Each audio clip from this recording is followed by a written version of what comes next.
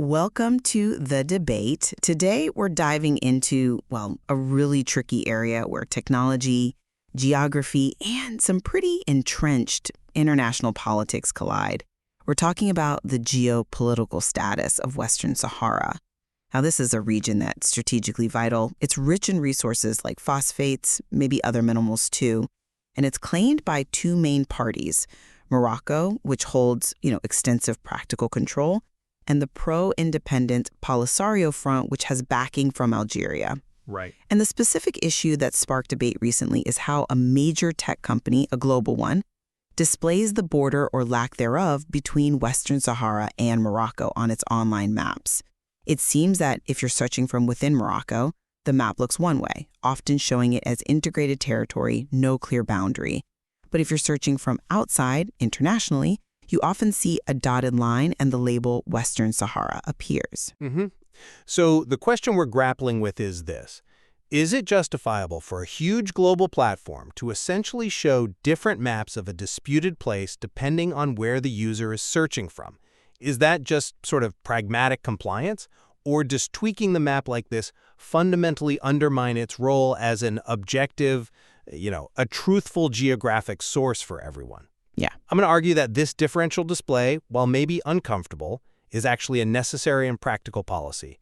It's about operating in a complex world and reflecting the de facto administrative reality on the ground. Argument, particularly when you think about the operational pressures these companies are under. But I have to challenge that core idea that necessity can somehow justify erasing what many see as the geographic truth. So I'll be arguing that this approach really does sacrifice cartographic objectivity. It ends up aligning the platform, perhaps unintentionally, but aligning it nonetheless, with one specific claim to sovereignty, and that erodes the global trust we need to have in these mapping tools to show the internationally recognized ambiguity. Okay, so to lay out my position a bit more clearly, we really have to distinguish between, let's say, legal claims and actual control on the ground. The company itself describes this policy as longstanding. It's apparently governed by established internal rules that they have for handling disputed regions. And the system, as I see it, is designed to navigate what's essentially an impossible situation. There just isn't a single universally agreed upon legal border here. So for users outside the territory Morocco administers, the map uses that dotted line and the label Western Sahara.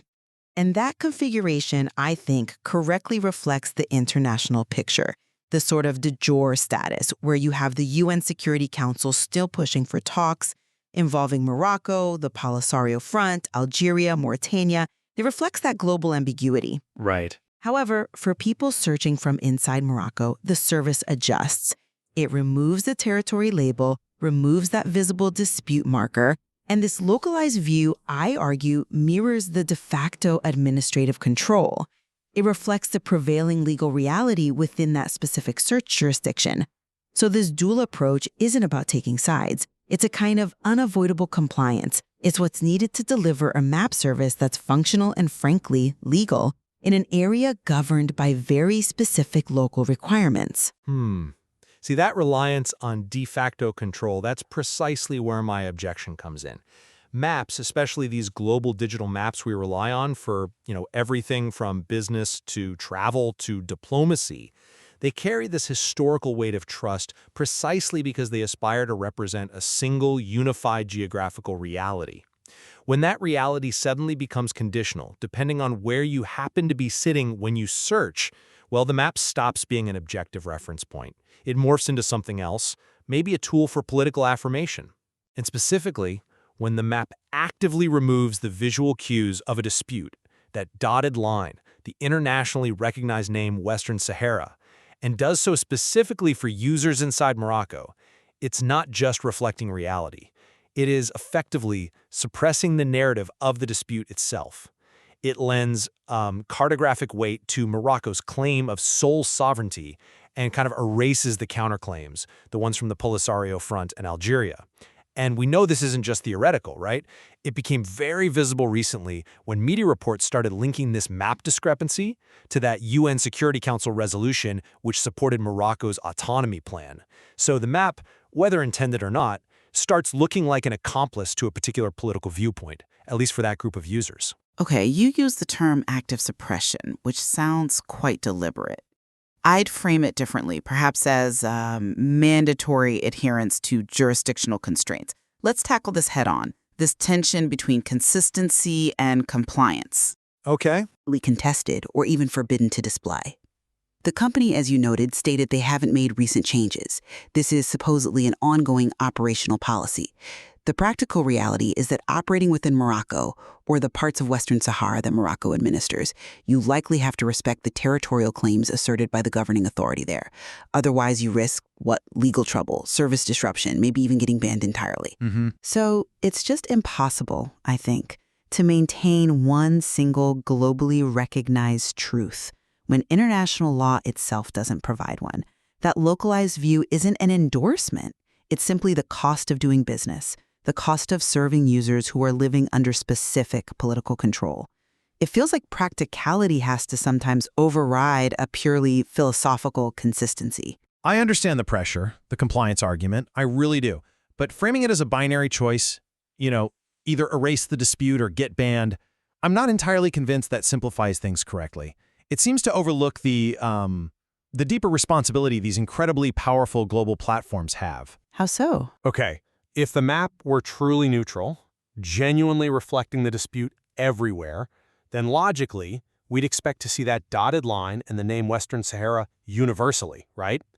Now, if the platform faces legal heat in Rabat, surely there are other pragmatic options that don't involve fundamentally distorting the map itself. Couldn't they, for instance, display the disputed boundary but add a very prominent legal disclaimer, maybe one specific to that search region? Or perhaps even limit certain non-essential features in that area without changing the core geographic data everyone sees. Okay, disclaimers or throttling features. Yeah, because when the choice is made to physically remove the cartographic evidence of the dispute, the company is, in effect, giving up its own, let's call it digital sovereignty. Its editorial control over representing geographic reality, it's handing that over to the local political agenda. And that sets a really dangerous precedent, I think. It suggests objectivity is negotiable, dependent on political power. It risks turning mapping services into, tools for managing state-sponsored narratives. It's a strong challenge about alternative solutions, but I wonder if it fully accounts for the sort of immediate operational realities. This isn't a minor border disagreement we're talking about. It's a region where the status is deeply, deeply tied to national identity, resource control, sovereignty itself. Local laws in many places, not just Morocco, often explicitly prohibit displaying anything that suggests territorial fragmentation. So a disclaimer might not cut it if the map image itself is deemed illegal, a violation of sovereignty. And the consequence for defiance might not be a simple fine. It could very well be an immediate shutdown of the service across the entire country, impacting millions who rely on it for basic navigation, for information. A complete shutdown? Potentially. And let's bring in the geopolitical context again. You rightly tied the visibility of this display issue to recent diplomatic moves. But remember, this is happening while things are shifting.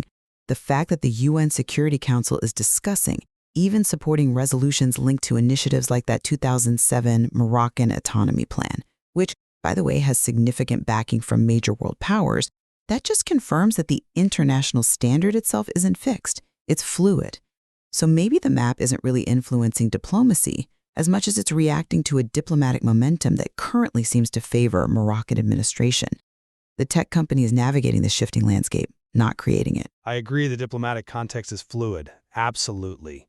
But the practical effect of this specific cartographic choice, I think it goes beyond just service delivery. It ties directly into the economic realities of Western Sahara, especially given its mineral wealth. Okay, the resource angle. Tell me more. Well, when the dispute is clearly visible internationally, with that dotted line, it inherently creates legal risk, uncertainty, for any foreign company thinking about investing in the region's huge phosphate reserves or potential oil and gas. That ambiguity on the map acts as a kind of check, maybe a brake, on large-scale resource exploitation. However, by providing a map inside Morocco that shows the territory as seamlessly integrated, erasing the visual evidence of the Polisario's claims or the UN's call for negotiation, well, doesn't the tech company then effectively make it easier to pursue resource extraction? Doesn't it help normalize the long-term economic integration under Moroccan control? So the map, in this view, stops being just a neutral reflection and becomes an active enabler of a specific economic policy. The objective truth that the territory's status is disputed gets sacrificed, arguably, to normalize a reality that benefits the de facto power and anyone looking to capitalize on the region's resources. I see the connection you're drawing, linking the map to economic consequences. Yet I feel that might be assigning a bit too much political agency to the mapping software itself. Isn't the fundamental issue that Morocco controls the physical access, the ports, the infrastructure, the administrative gateways needed for any significant resource development? Surely any major foreign investment decision hinges on complex international legal advice, on political risk assessments that go way beyond just looking at a consumer-facing map display. Well, the map is part of that picture, isn't it? Part of the environment. It's part, yes, but perhaps not the deciding factor. The tech company's decision, even if it looks like it favors one side, I still see it primarily as a response to the reality of jurisdiction. Think about the alternative. If they did show the dotted line in the Western Sahara label universally, wouldn't they then be actively aligning themselves against Morocco's sovereign claims in a territory Morocco currently administers? That would also be a political choice, wouldn't it? Just one that would likely jeopardize their service for everyone in Morocco. In a situation where there's no global consensus on the geography, the platform is kind of forced into a compromise, balancing its global user base against local political realities and mandates. Perhaps forced is a strong word, but the pressure is undeniable. Still, I circle back to the obligation of objectivity for a truly global platform. Shouldn't it prioritize presenting the singular, honest geographic truth, which in this case is simply disputed? The very fact that the UN still officially promotes negotiation, seeks a resolution, confirms that the de jure status remains unsettled, unresolved. So by selectively removing the evidence of that lack of settlement, the platform does seem to endorse the settled reality of de facto control. And in doing so, it actively contributes to that geopolitical momentum you mentioned earlier. For me, the integrity of the map as a global reference should ideally outweigh local political sensitivities, especially when those sensitivities seem aimed at normalizing what remains, internationally, a contested situation, potentially even an annexation. Well, this whole discussion really throws into sharp relief the profound tensions any global tech platform faces when dealing with these incredibly complex sovereignty disputes like Western Sahara. The source material itself confirms this isn't simple. It's tangled with conflicting claims, shifting diplomatic positions, even at the highest international bodies like the UN. So the policy, this differential display, while clearly imperfect, maybe it does reflect a necessary compromise.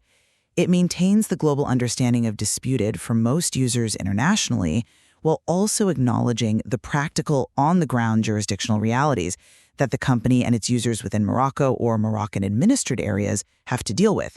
It feels like a pragmatic response to fundamentally conflicting legal and political frameworks. And I'd maintain that this debate highlights the inherent danger when we expect algorithmic neutrality, or platform neutrality, to survive intact when faced with intense geopolitical pressure. By opting to filter geographic reality, to selectively remove the visual evidence of a dispute for some users, the platform inevitably takes on an active political role. The effect, intended or not, is to bolster one side in a conflict that the international community, officially at least, still believes should be resolved through negotiation. So the core question hangs in the air. Should the necessity of compliance, however real, ever justify what amounts to the cartographic distortion of geographic reality on a global scale? It certainly leaves us weighing that fundamental conflict. The responsibility of a global mapping service to aim for universal cartographic consistency versus the undeniable operational necessity of complying with local laws and political mandates. It really underscores how decisions made in Silicon Valley or wherever these tech giants are based become deeply intertwined with intricate international diplomacy, with struggles over sovereignty, and ultimately with control over valuable resources in contested parts of the world like Western Sahara. It certainly reminds us there's always more to unpack in this relationship between technology, power, and territory.